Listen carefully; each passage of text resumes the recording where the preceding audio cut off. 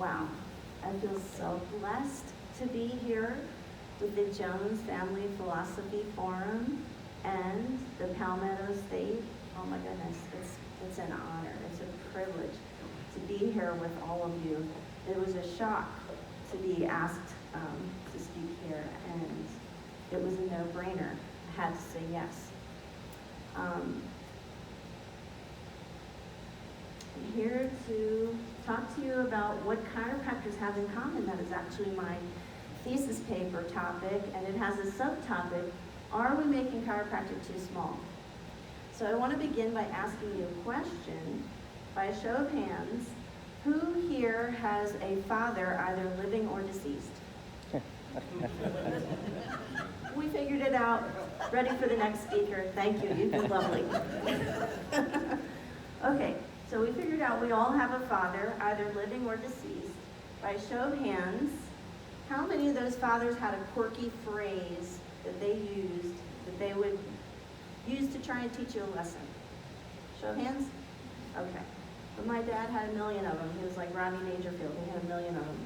And there's one in particular that I wanted to base my thesis upon. This is my dad, James DeCass. Thank you, Dr. Panza. By the way, our talks are so congruent. And I was talking also with Dr. Neal last weekend, and our talks are going to be so very congruent. So you're going to hear a lot about love and being kind this weekend, I guess. My dad, nobody was more loving or more kind. He was a Marine, so talk about veterans. He was a very wise man, and very funny. He was known as Jokin' Jim. And his favorite phrase was, you catch more flies with honey than you do with vinegar. So my dad said this so often, I thought he invented this expression. I really did. He said it. So, did anybody else's dad ever say this? You catch more flies with honey than you do with vinegar? Yeah, oh yeah. Seeing hands go up all over the place. Yeah, I thought it was his, but it turns out he was quoting G. Toriano, who was the author of A Commonplace for Italian Proverbs. 1666. That's when that was published, 1666. So proverbs are phrases that carry on because they have wisdom. They keep going. People keep saying them because they have wisdom. So this thing was actually almost 100 years later, it showed up in Poor Richard's Almanac. I think we all know the author of that, Ben Franklin, right? 1744. And people are still saying it today.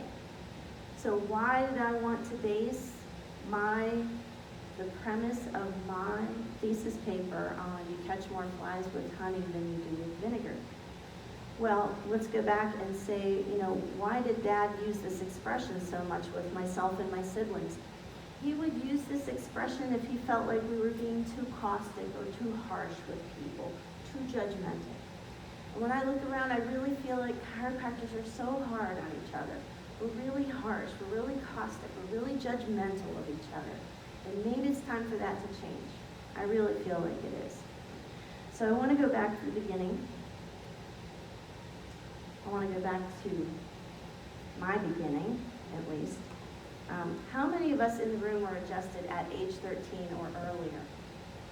Nice. That's a beautiful way to start life, isn't it? So my childhood, there I am on the left, is clouded with back pain. I really, literally don't have childhood memories that don't include back pain. I had a wonderful childhood. But I was sick all the time. I was really, really sick all the time. And I never complained about being sick. I only ever complained of back pain. So after 13 years, my parents got really tired of hearing me complain, and they brought me to the guy on the other side. Any of you know that lovely man? Dr. Tony DeMarco. Fantastic chiropractor. Thank goodness they brought me to him. So if you know Tony, you know that he's very involved in the Garden State Chiropractic Society. He's very involved in New Beginnings. He's retired now, but he was a chiropractor on Green Street in Island, New Jersey, and he became my first chiropractor. And literally upon getting my very first adjustment on his table, I was pain-free for the first time in 13 years. And I looked at him and I looked at my dad and I said, "Do you mean people don't walk around in back pain all the time?" And they said, "No."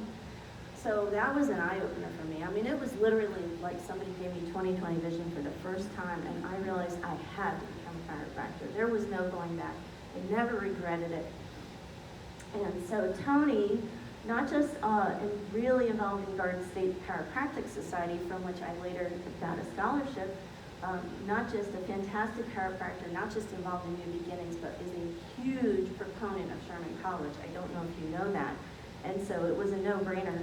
I only applied to Sherman College. I didn't apply to any other college, and thankfully I had good grades, so I got right in. Fast forward, by the way, doesn't the college look beautiful nowadays? Oh my gosh, it's absolutely beautiful. Fast forward to, so that was 1987. Fast forward to September 15th, 1990. Where are you, Ed? You talked about big hair. Did I say 1980? 1990, September 15th, 1990. I was proud to be leaving Spartanburg, South Carolina, having graduated magna cum laude and married to my very best friend. Would the single most handsome man in the room please stand up? Dr. George. Thank you. So Scott is the love of my life, and we are blessed to be asked to come back to Sherman College after a 30-year wonderful career and teach the business program at Sherman. So there's a brand new business program on campus. It's called G10. TLC is the founding company for G10, and chiropractic has been good to us. You know, it's been really good to us. We have 3 offices, each one increasingly successful, and therefore it was determined that we were okay to come back on campus and teach the students how to be successful. It's a great, great blessing. So we decided, you know, while on campus, why not? Why not do the ACP? There was nothing better to do during COVID. We were stuck in the house, and we were teaching students from home.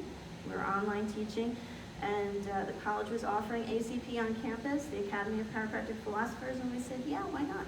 So last December, we both defended our theses, and we have the wonderful ACP degree. So while attending the Academy of Chiropractic Philosophers, it became really abundantly clear that we need a precise and unambiguous definition of our profession in order to increase our cohesiveness, our camaraderie, and our public influence. So in an effort to catch more flies, my attempt here is to enumerate the characteristics of these said flies, hopefully in order to reduce the outpouring of vinegar. So what do we have in common as chiropractors? Well, we already figured out we all have fathers, but we're human, right? For starters, we are all human. So we go back to Dr. Rick Brescia. I don't know if any of you know Dr. Rick Brescia. During the Lyceum 2020 presentation that he gave, he talked about the 5 characteristics of life being assimilation, excretion, adaptability, growth, and reproduction. But when you talk about specific for human life, we've got upright bipedal walking. I think we can agree on that, right? We have the ability of speech, the ability of dexterity, the ability to have emotion, self-awareness. We have abstract and critical thinking, the ability to do math. We have understanding right from wrong. We have social roles. We're sons, we're daughters, we're mothers, we're fathers, we're brothers and sisters, we are neighbors, we're friends, we are co-workers, all sorts of social roles. We are human, right? So I don't know if you are familiar with this gentleman right here. This is a 1977 Sherman College graduate, Dr. Claude Lessard, and he is the author of this wonderful book, Chiropractic, Amazing, Isn't It? And I just love the way he put this about being human. So here's a quote. All members of the human species share the same fundamental structures, physiologic needs, and mental attributes, but the similarities go much further. A smile is a smile everywhere. The facial expression and behavioral patterns expressing love, anger, surprise, or fear are common to all races. Poems of love or sorrow and monuments celebrating worship or triumph are universally meaningful. A Chinese lullaby or one from a Western country will be just as soothing to a child.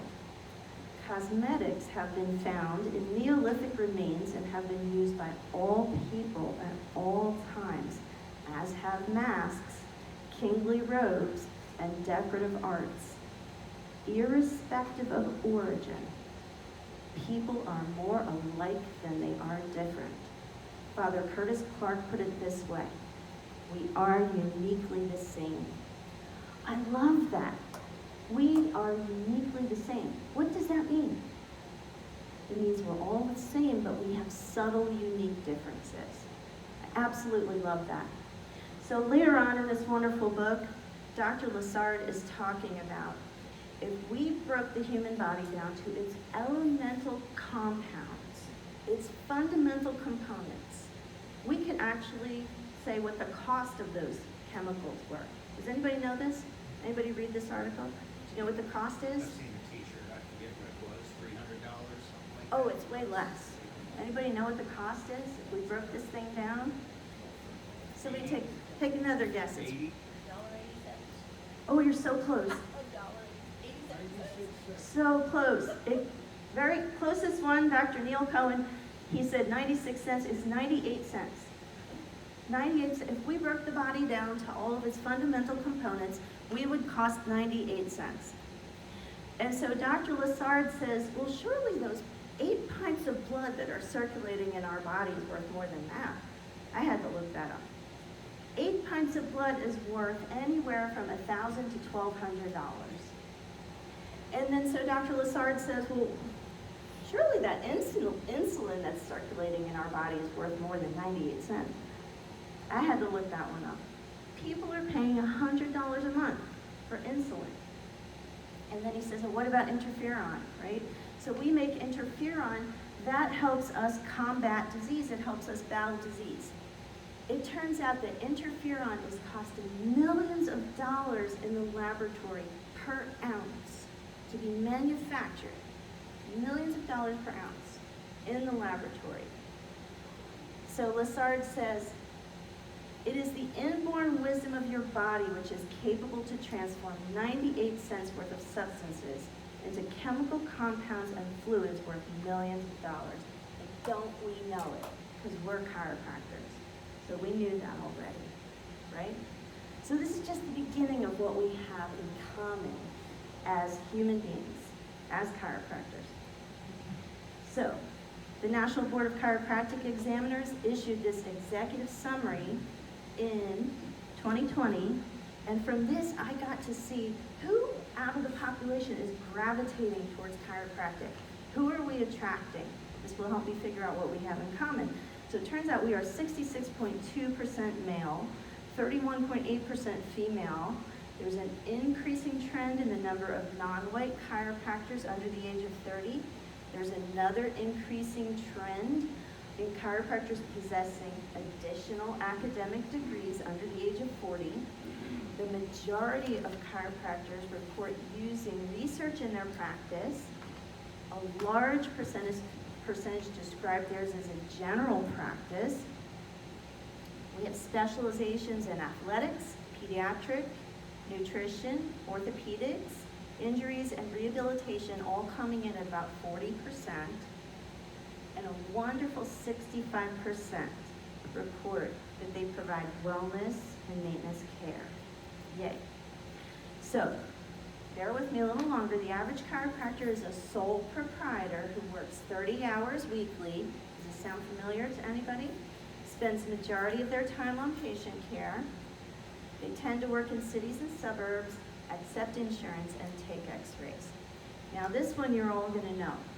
The average chiropractic patient is a woman aged somewhere between 30 and 64 years of age. I think you all knew that, right? Now, as to the techniques, here's what I learned.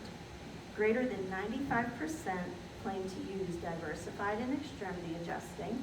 More than half use activator, Gonstead, Cox flexion distraction, and Thompson.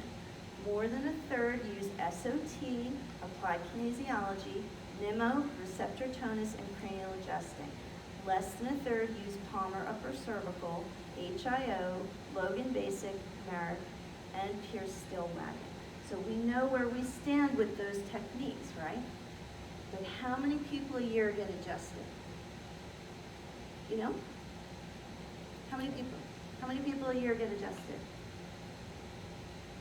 It's a big number. Do you know what it is? Somebody raised their hand. Did you raise your hand, Dr. George? No? According to the survey, 90%, 5%. Well, what number is that? According to Elite Sports Magazine, 30 million people see a chiropractor each year. 30 million people. So, question, are all of their chiropractors using the same technique? I don't think so. I don't think they're all using the same technique. So what do they have in common? What is the common thread among all these 30 million people receiving benefit from chiropractic care? I think you know this beautiful lady. She answered it for me. Hope you don't mind I stole that photo, Dr. Felicia. Dr. Felicia Stewart spoke during the ACP, and she says, dis-ease is a term in chiropractic meaning not having ease. So in chiropractic, ease is the entity and dis-ease is the lack of it. Dis-ease is indicative of the body being minus something that should be restored. That is what chiropractic aims to do, restoration. So for me, I feel like maybe that is the common thread among all of these chiropractors that 30 million people see. They're all using different techniques. Something is getting restored that was missing. So that may be a common thread, but what was the commonality of thought? So for that, I feel like we have to go back to Stevenson, right? We all go back to Stevenson every now and again. The chiropractor's reasoning is recognizing the intelligence that governs the matter in question. We chiropractors recognize there is intelligence in the body, right? Person doesn't get well because we make the adjustment. We're mechanics, right? To a certain extent, we line the thing up, innate does the work. Innate does the healing. Something that Dr. Scott reminded me for 30 years. Don't you ever take credit for an adjustment, he told me. Because then you'll have to take the blame at some point or another. Always, always give credit back to innate intelligence, which we always do.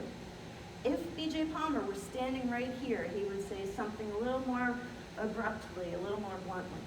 B.J. Palmer would say, you study anatomy, physiology, symptomatology, pathology. Innate knows more in 1 second than you can ever know. Innate, remember, has been building and running millions of bodies for millions of years. Educated man, remember, has been building millions of theories and rejecting them one by one for 5,000 years. So, Dr. Stewart contends, in spite of all of us, this is what we have in common, whether we ascribe to it or not. So she answered my thesis question before I think I even ever came up with it. You like it or not, you ascribe to it or not, we're all working with innate. We have this in common. So who do you think of in our profession when you think of somebody who knows everything there is to know about chiropractic history? All of our texts, who comes to mind? You know him. We all know him. Thank God for him. Do you want to read all of those chiropractic texts? Who is he? Simon Senzon. Simon Senzon knows everything about chiropractic history. He knows every textbook ever written by any chiropractor ever. He's brilliant. And so thanks to the ACP, I was put in touch with him we were talking back and forth, and I was telling him where I wanted to go with this, my thoughts on chiropractic philosophy and what I have in my heart for chiropractors. He says to me, Rosemary, you have to read this book about let me back up a step. Before we go on to Simon, another mentor comes up on the screen. You saw who he was, Dr. Bill Decken, right? Our fearless leader, one of our fearless leaders in the Palmetto State Society, right? There was something that Bill Decken said when he was my instructor almost 30 years ago. I'm sorry to out how old he is, but right, George? He was our instructor. Scott and I didn't even realize he had graduated right before we did. We didn't know. We thought he was there forever. He just graduated Sherman College and he was our instructor. There was something that Bill said when we were students way back then, 30 years ago, and he said it again during ACP, and I'm so glad because I got to write it down. And with regards to all the various techniques in chiropractic, Bill said this: when a doctor makes a suture, he brings the skin together in close proximity but does not do the knitting. Get it in motion and innate intelligence will do the rest. The body will set the vertebrae. I don't know if that was exactly Bill's philosophy, but it was a philosophy at Sherman College at the time. I remember thinking that way. I remember hearing him say that as my instructor. And then when he said it again during ACP, my hand was writing so fast because I wanted to quote him exactly. It's part of who I am and how I think as a chiropractor. And Bill tells this story. Some of you may remember it. In fact, Dr. Dooley, you and he were giving a lecture one time to, I believe it was prospective students, and he talked about adjusting, when he was brand new in practice, adjusting a patient on the wrong side. And thinking, oh my goodness, the guy walked out of his office and he was in such a bad way, and he thought, oh, this isn't going to go well. I mean, he's going to come back in here and raise holy heck, and he's going to have my head on a plate, and this is going to go very, very wrong. And the next day, the guy came in singing his praises. Doc, I don't know what you did, but I'm cured. And Bill's thinking, what the heck? I adjusted this guy on the wrong side, and he's better. And so it was just consistent with this philosophy of, you can set that vertebrae in motion, it's going to vibrate, and innate is going to set it back into its proper position. Okay? So this has got me thinking, too, about all these techniques that we have in chiropractic. And then Simon Senzon says, Rosemary, you have to get this book on R.J. Watkins, The Complete Chiropractor. It's greater than 800 pages, and that sounds boring, right? This is a really interesting read. I don't know if any of you ever read it, but it's really quite interesting for being an 800-page book. And Stephen Walton wasn't just Watkins' biographer, he was his understudy. And Watkins was the man. He was like a 1942 graduate of Lincoln College. All of the chiropractic colleges wanted him. He was the guy.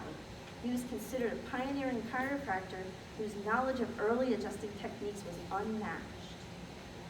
So Walton described him like this: he clearly understood the strengths and weaknesses of the various named technique systems. It seemed he had found a common underlying mechanism to the different approaches and their practical applications, stripped of puffery, dogmatism, and ego. I love that. I love that. So he just went in there plainly studying all of these techniques, turning them inside out and upside down, and here's what he said about them. One finds it difficult, if not impossible, to explain the great paradox of chiropractic. The different adjusting techniques often produce the same impressive clinical results. You could say that's from the horse's mouth. I mean, this is the guy who would have known if that was true or not, right? So I'm finding all these commonalities. I'm finding that, there's a common thread here. If all these techniques have merit. So then Dr. Decken, who leads us in ACP, directs me to some modern day chiropractic philosophers. I think many of you know Dr. Joe Strauss and Dr. David Koch. So with Strauss, we're reading Chiropractic Philosophy. That's the name of his book. And he talks about 4 reasons people go seeking chiropractic care: to treat symptoms, prevent disease, unfold genetic potential, or have their bodies work to maximum efficiency.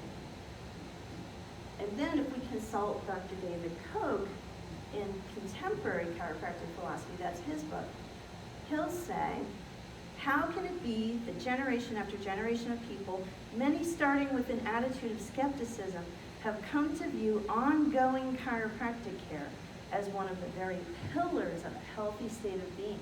Well, he can say that because he and his sister, Dr. Felicia Stewart, were raised on chiropractic. So their parents considered chiropractic one of the pillars of a healthy state of being. They wanted the whole family under lifetime chiropractic care. So whether you consider that one of Joe Strauss's 4 reasons, or you consider a 5th reason, it doesn't matter. Some people see those as further criteria that divide us as chiropractors.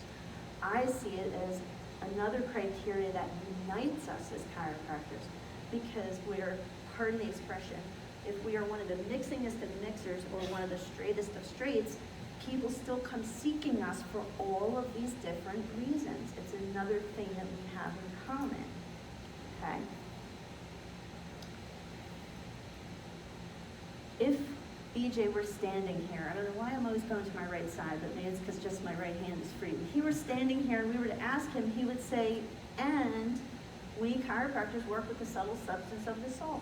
We release the tiny rivulet of force that emanates from the mind and flows over the nerves to the cells and stirs them to life. Like it or not, we're working with innate. Believe in it or not, we're working with innate. We have this in common.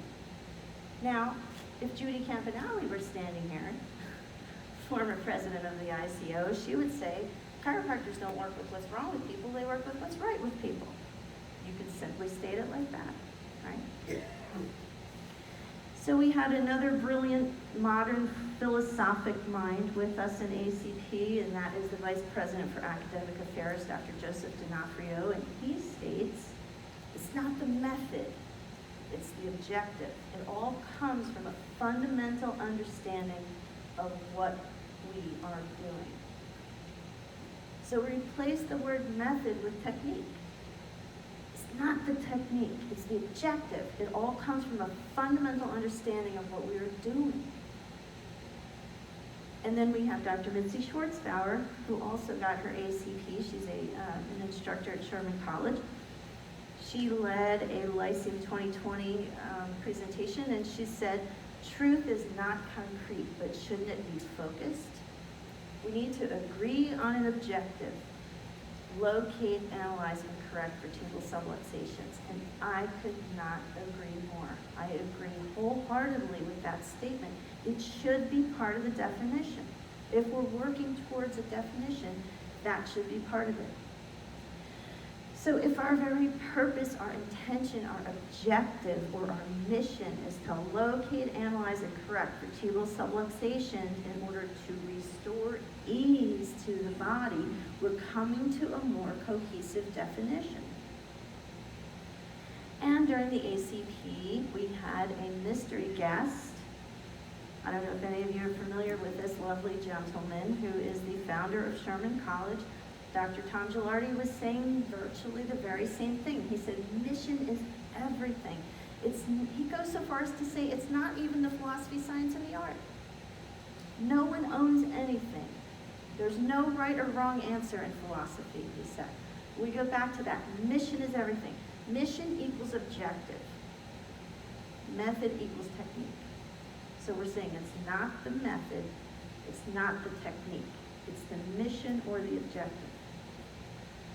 So Dr. Decken was sending me, again, towards some modern day philosophers, and he had me looking at the Journal of the Academy of Chiropractic Philosophers, Volume 1, Dr. James Peck. And he said, Rosemary, you have to read James Peck's Thesis. It's so similar to the way that you think. His sentiments are virtually the same as yours. You need to read it. And so we're still on this concept of definitions, right? And he says there's nearly as many definitions of chiropractic as there are fish in the sea. I believe the big idea for unification involves a clear definition we can adhere to. Such a definition could eliminate chiropractic bashing. Yeah, that's why I'm here. That's why I'm standing here. That hurts. It hurts me. I don't like to hear chiropractors bashing each other. It hurts me. So let's get back here. A product of misunderstanding, poor communication, and a fear of opening Pandora's box. With obvious exception, each group utilizes the detection and correction of subluxation without the use of drugs and surgery. So Dr. Peck feels really strongly that we should put that into the definition, that we are not about drugs and surgery. He states, we need to embrace our colleagues and accept our differences. With chiropractic clearly defined, we can eliminate the use of drugs and surgery being incorporated into our paradigm. This should allow us to interact with and respect specialists of every kind. Sports specialists, wellness specialists, pediatric specialists, musculoskeletal and rehabilitation specialists. So why do chiropractors want to incorporate other things into their practices? Why do chiropractors have different objectives? We continue to explore these modern day philosophers. We go back to Joseph Strauss and chiropractic philosophy. Some people say it's about money, and others contend that it's about sympathy or empathy, and the chiropractors just really want to help their patients get well any way, shape, or form that they possibly can. Joe Strauss says this: the surgeon doesn't worry about pain when he cuts into a patient. Physician doesn't worry that a drug has side effects or that a needle is going to cause pain because he has been trained to think that his procedure is so worthwhile that whatever discomfort the patient has, even as a result of what he does, is worthwhile. And I'm reading that and I'm going, yeah, that makes sense, but you know what? I know a lot of chiropractors that are really obsessed with their technique and they think theirs is the only one and everybody else's is wrong.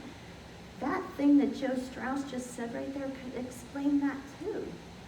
We're like ego-driven. I don't mean to be critical, right? I'm the one up here with the kumbaya. Like, I'm the one saying, let's all love each other and embrace each other and focus on our similarities, not our differences. I'm not here to criticize. I'm just saying, wow, this makes so much sense. The technique itself could become the objective. The method could become the objective. I'm going to adjust people come heck or high water with this technique. Everybody else is wrong. My way or the highway chiropractic, right? So the point here is really that we would do well to explore our own objectives with regards to our techniques and our outcome expectations to determine if perhaps we may have an ego-driven motive in our patient care. So let's get off that subject a little bit and talk about a little bit further on in Joe Strauss's book. He starts talking about how well people take care of themselves. He calls it the health bucket. Things that people do to take care of themselves. My husband calls it checking the boxes for health. So you have folks like Bill Deckin who get their spine checked regularly, eat right, exercise. Dwayne, is that a banana? Good job.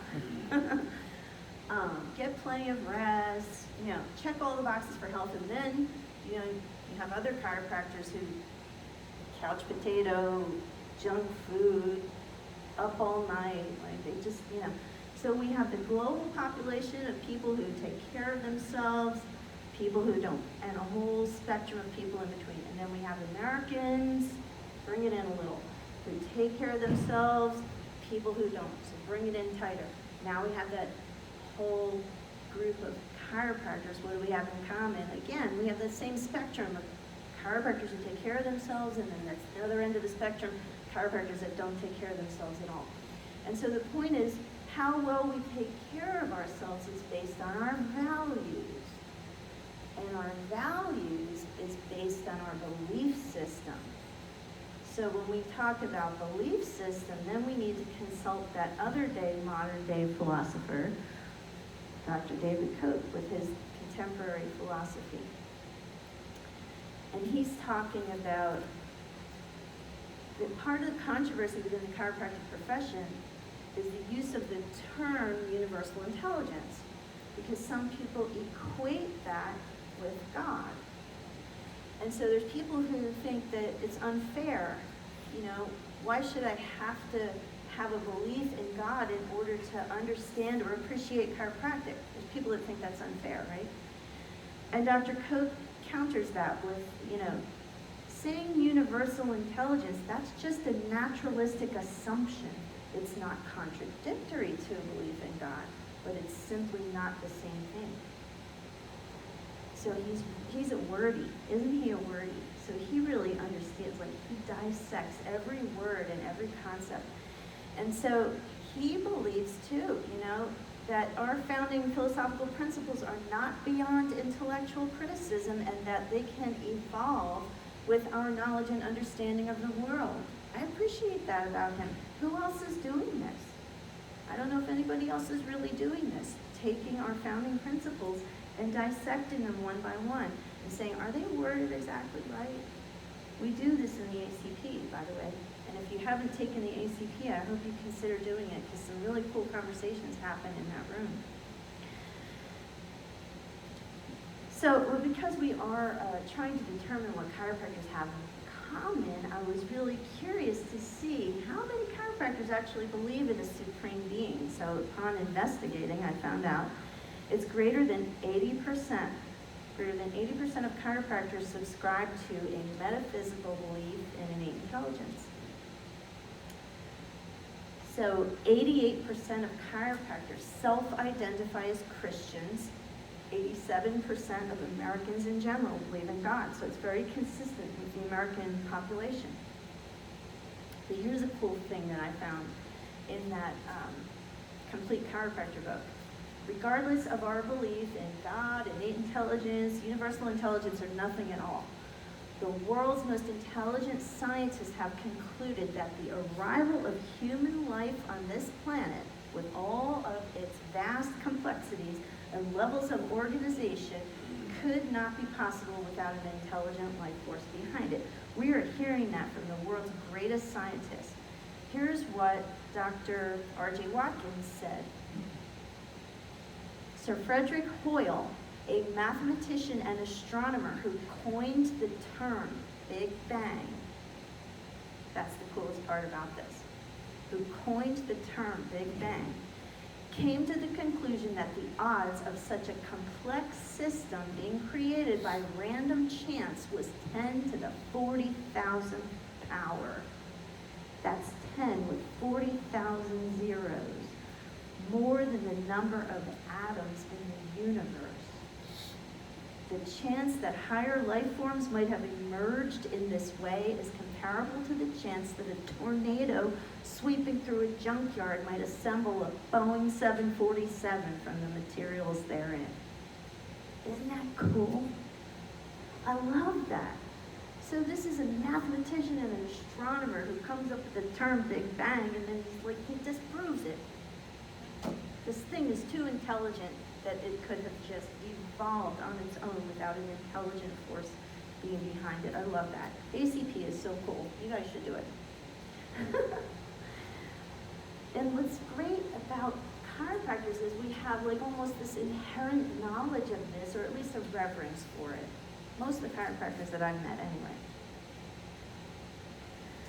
If B.J. Palmer was standing right here, he would say, medicine is the study of a disease and what causes man to die, and chiropractic is the study of health and what causes a man to live. Said very succinctly. All right, Dr. Dooley, here's where we embarrass you. It's a good picture, though. It's a really good-looking picture. So I hope you all know Dr. Brian Dooley. He's an instructor at Sherman College, and he is head of the business department at Sherman College. Hey, boss.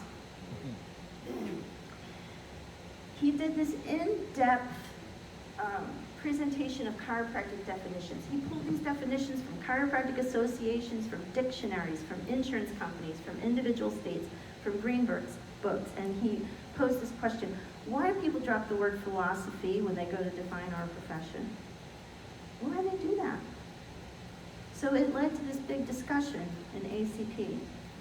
And we came to the conclusion that, the public at large just doesn't put a whole lot of validity or credibility on philosophy. They want to put all their validity and credibility on science.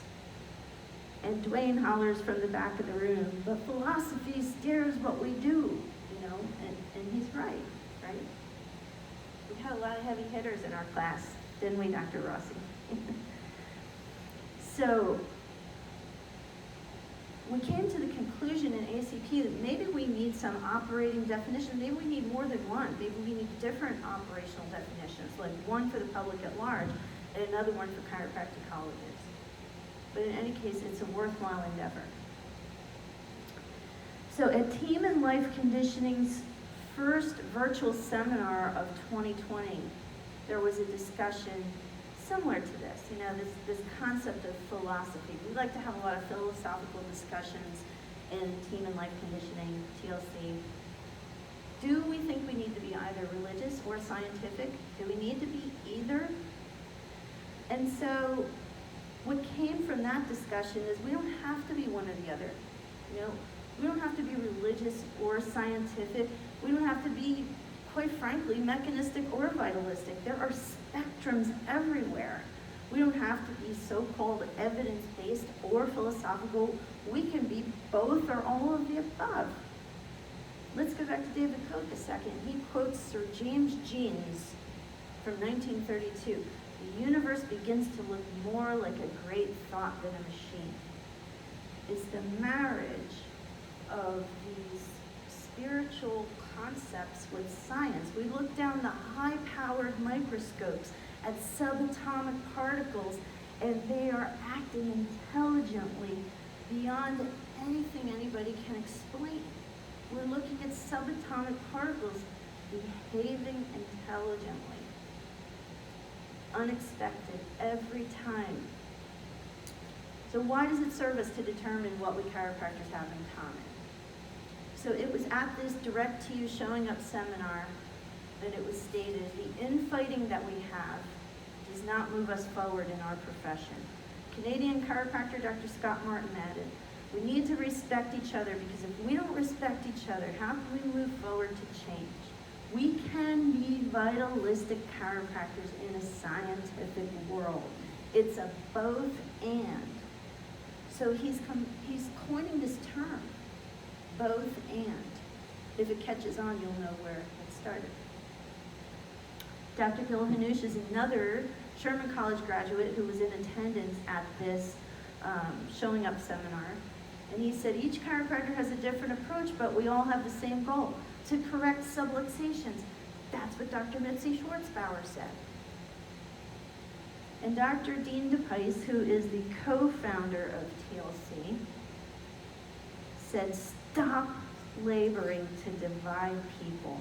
Labor to connect people on their similarities. And this paper is an answer to that challenge. That's why this paper got written. By the way, that's Dr. Jen DePice. She is the other co-founder of TLC, and she is my coach. Every day, this beautiful woman challenges me to be my best. I want to cry. Challenges me, and she says, if someone you love and respect asks you to do something, you do it. You show up and do it. So Dr. Decken nominated me to speak here today. Dr. Kathy invited me, and I am so grateful. And of course, I said yes. You don't say no. If somebody asks you to speak, you say yes. We're going to go back to James Peck again. It has been said that chiropractors circle the wagons when under siege, but then shoot to the middle. Right? Julie, you and I were talking about this just the other day. He also says, he's re-quoting, a house divided against itself cannot stand. Who said that? Lincoln. That's right. So we got all these chiropractors who are saying, we need to focus on our similarities. We need to focus on our commonalities. We need to We need to just be nicer to each other. I really feel like we could up this a notch. I feel like we can relax our criticisms both publicly and privately. I feel like we can do it. I honestly find it disheartening. I find it downright exhausting to listen to a barrage of complaints against chiropractors, whether in a public forum or a private conversation. It breaks my heart. I'll be in the hallway at Sherman and I'll hear a student say, "Oh, my parents got a new chiropractor last weekend." And then I'll hear another student say, "Was it a real chiropractor?" It hurts me. I don't know about you, but that feels like a thorn in my heart. I literally know hundreds of chiropractors. No, they don't practice the same way that I practice. We don't all think the same, but they're lovely people. I would take a bullet for any one of them. I swear to you, I love chiropractors. I love chiropractors. Guess who else spoke at the ACP? I think you know this guy. Dr. Terry Vandervoort. Is he here today? Is he coming? He's come. He's gonna have missed this. He'll have to catch the video. So he was talking about a grassroots effort for peace in his office. That must be a hippie. He must be like a former hippie, right? But these words that he was using, he was talking about a grassroots effort for peace. He said, explain to your patients what you do. And then explain to them what other chiropractors do. And do that in a non-judgmental way. Just explain it and don't be judgmental.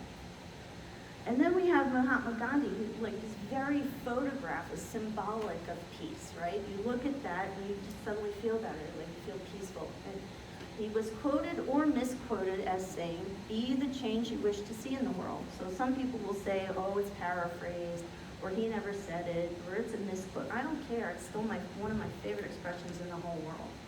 Be the change you wish to see in the world.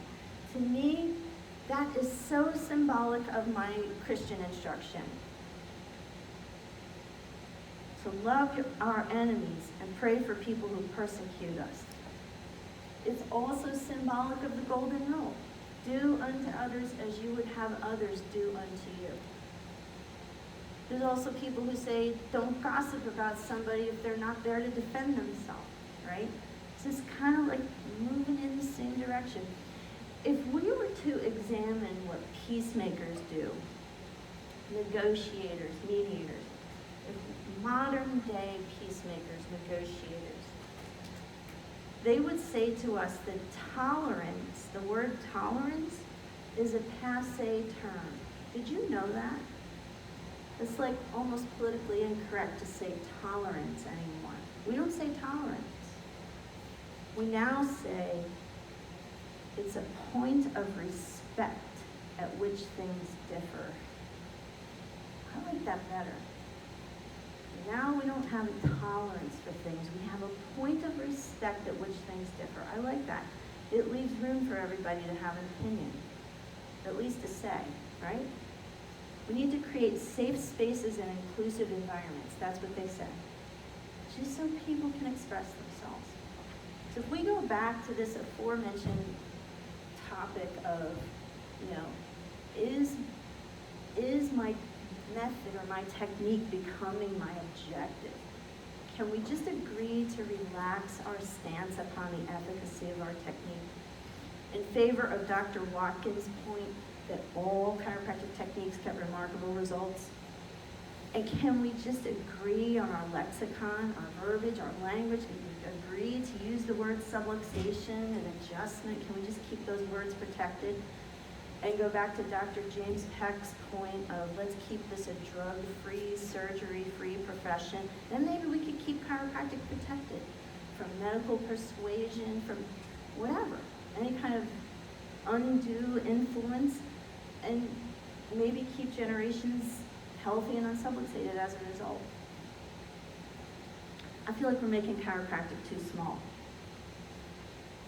So on November 21st, 2019, it was determined, it was printed, it was published, that 95,438 chiropractic licenses were issued in the United States, right? Just in the United States.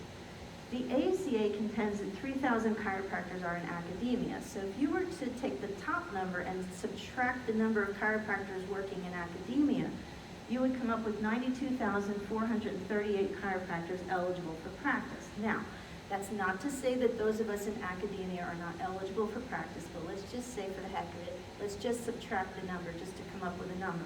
92,438 chiropractors eligible for practice, and yet the U.S. Bureau of Labor reports 35,010 chiropractors practicing. Why? Where'd they go? What happened to the other 60,000 chiropractors? Are they afraid? I can't figure it out. We're making chiropractic too small. We're making chiropractic too small. And then we've got this concept of insurance companies. You know, oh, your patients can only get 12 visits. They can only get 18 visits. I feel like most chiropractors just subscribe to that, and they don't bother to teach their patients, hey, you should get checked on a regular basis for the rest of your life, no matter what it costs, because it's a really good idea. And you don't have to get adjusted every week, but for heaven's sakes, get checked every week for the rest of your life, because it's a really good idea, right, Michelle? It's a good idea. It's good for your health. It doesn't matter what it costs, you should do it. But I just feel like so many chiropractors just subscribe to that whole insurance thing. Insurance is, you know, it was good to us, but, you know, we would educate our patients that there's more than what insurance will cover when it comes to your health. There's more to your health. And then we got these subluxation deniers. You know, they brandish their unfounded, unscientific accusations and attempts to rally colleges and political groups to their cause. We had Canadian Chiropractic College say you're not allowed to use the word subluxation on their campus. And then we had Canadian chiropractors not allowed to advertise that chiropractic is great for pregnant women. And then it wasn't too long after that that we had Australian chiropractors are not allowed to adjust anybody under the age of 12. Like a whole bunch of bad stuff started happening all at once. And then we had this wonderful research that existed in chiropractic that said that there's like this multitude of positive effects on immunity. And then WFC came along and said, no, your research is no good. So world-class researcher Dr. Christopher Kent said, those who are seeking to limit chiropractic are putting us in a state of defense. We had the great blessing of having him share with us in the ACP. Those who are seeking to limit chiropractic are putting us in a state of defense. That's when all the bad stuff was happening. But I started seeing good stuff happening. So I say the defense has the ball. Because Life Chiropractic College West published a study, or no, it wasn't a study, it was a paper. It was just defending the words vertebral subluxation, and a whole bunch of cool people jumped in. It was Cleveland University College of Chiropractic, it was Palmer College of Chiropractic, California, it was the FCLB, it was the American Journal of Clinical Chiropractic, it was NUCA, it was ICA, it was Dr. Dan Murphy, it was Dr. Peter Kevorkian representing both Sherman College and the IFCO. Everybody jumped in to say, no, we are keeping vertebral subluxation safe.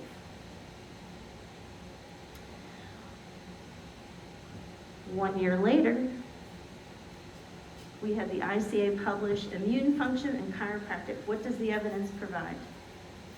And then 1 month later, we had the U.S. Department of Homeland Security declare that chiropractics are essential healthcare providers. So good stuff started happening.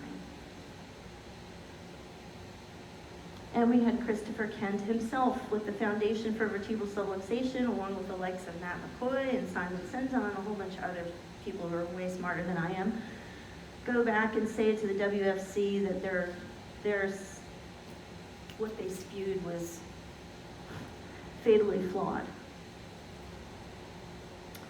So I have the beautiful benefit of having a podcast. It's called What Fuels You with Dr. Rowe, and I had the opportunity to interview Dr. Neil Cohen. And he said, you know, These things that the subluxation deniers are doing is just an effort to disparage our language and our history, and it's just an attempt to be uncollaborative. And he asserted that, you know what, if they got right down to it, they wouldn't even know what they were fighting about. Beautiful photo.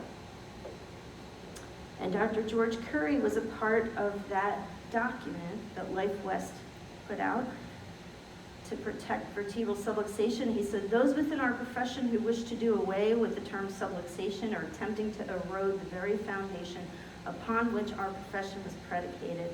And he added that the word subluxation is already included in most of the state statutes. It's already in there. The verbiage is already there. It's our lexicon. It exists. By the way, it's also in Medicare and it's in Social Security Disability. It's there. We had Ron Oberstein, president of Life Chiropractic College West. In that same document, he says, to wipe out a profession, take away its lexicon. Without our very own lexicon, chiropractic would never be where it is today, the largest natural healing profession in the world. And we have our fearless leader, Dr. Ed Cordero at Sherman College. Ed Cordero sent out an email to the faculty, staff, and students at Sherman College when there were these senseless killings in our nation of innocents. And what I read in that email about that was resonating in me about this thesis paper. And I want to just quote some of it to you. As humans, regardless of our choice of faith, we are called to treat every person with dignity and respect. Everyone is worthy of love, health, opportunity, and understanding. Today, I ask that we offer love, support, and grace to one another and to the communities we serve.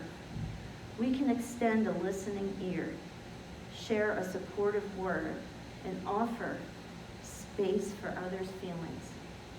We can agree to look for injustices and find a way to fight back by making a positive difference.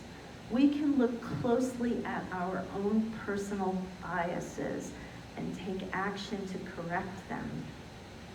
Dr. Cordero could just have easily been writing about the different factions within the chiropractic profession. I resonated most with the following. It pains me to see the state of our community with such divisiveness. I call upon our own college to be a model of love, understanding, and respect for each other, as represented by the chiropractic oath. I will serve my fellow human beings with an attitude of humility. My best service will be available to all, regardless of their cultural, racial, or religious background. To all this I pledge myself, knowing these ideals are prescribed by the dictates of reason and the love for humankind. It turns out that R.J. Watkins and I weren't just on the same page about techniques. I happened upon this particular page in that great big 800-some page book. It said, at the second Intercollege Conference held at Palmer West in 1984, Dr. R.J. Watkins delivered the keynote speech by opening with, "Good morning, gentlemen. Your chiropractic is too small."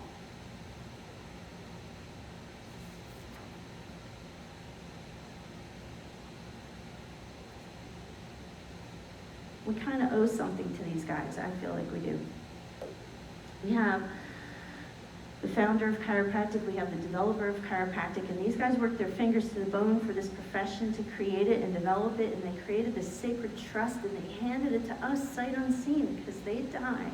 But they were talking to us when they said, guard the sacred trust. So how are we going to guard it? Are we going to guard it with honey, or are we going to guard it with vinegar? Here's the vinegar. Our discerning human brains are quick to label, categorize, compartmentalize, divide, segregate, and separate. Detecting differences among people, we have tendencies to put ourselves into us and them groups. And an unwillingness to try to understand others causes us to remain frozen in stalemates of activity.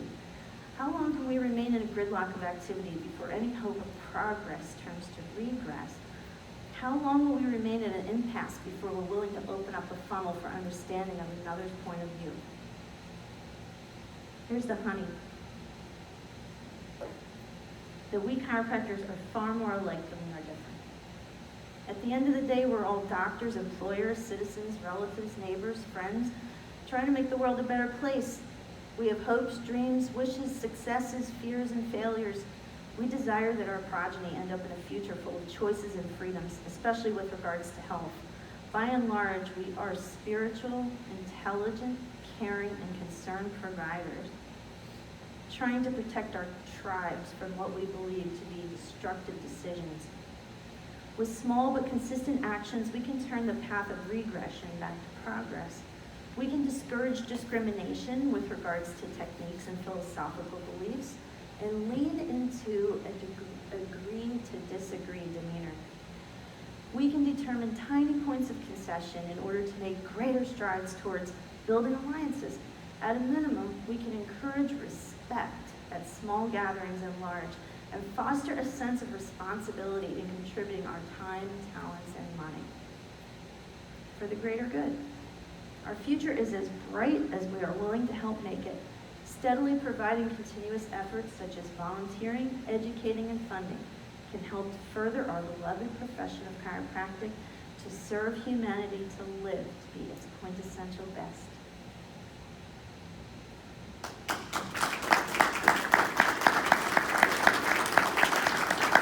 Rosemary, before you